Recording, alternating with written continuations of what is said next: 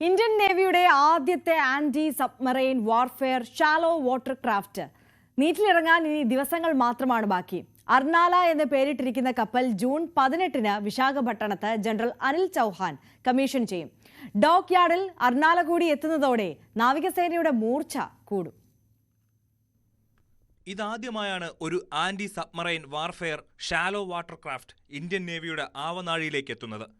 പേര് പോലെ തന്നെ ശത്രുവിന്റെ ഒളിച്ചെത്തുന്ന മുങ്ങിക്കപ്പലുകളെ തേടിപ്പിടിച്ച് ആക്രമിക്കുന്നവയാണ് ഈ യുദ്ധക്കപ്പൽ.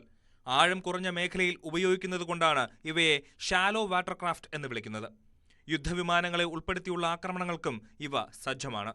കൂടാതെ സമുദ്രത്തിനടിയിലെ നിരീക്ഷണങ്ങൾക്കും തെരച്ചിലിനും ASWSWC സഹായിക്കും. അർണാല എന്ന് പേരിട്ടിരിക്കുന്ന നമ്മുടെ കപ്പൽ ഇന്ത്യ തദ്ദേശീയമായാണ് വികസിപ്പിച്ചിരിക്കുന്നത്. കൊൽക്കത്തയിലെ GRSE എന്ന കമ്പനിയാണ് അർണാല നിർമ്മിച്ചത്. 77 മീറ്റർ നീളമുള്ള കപ്പലിന്റെ 80% പാർട്ടുകളും ഇന്ത്യൻ നിർമ്മിതമാണ്.